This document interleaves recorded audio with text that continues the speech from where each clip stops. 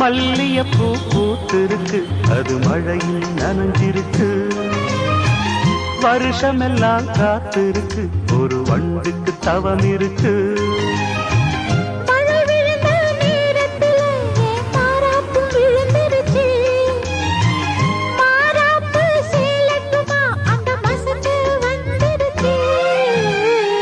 மல்லியப்பூ பூத்திருக்கு, அது மழையில் நனைஞ்சிருக்கு.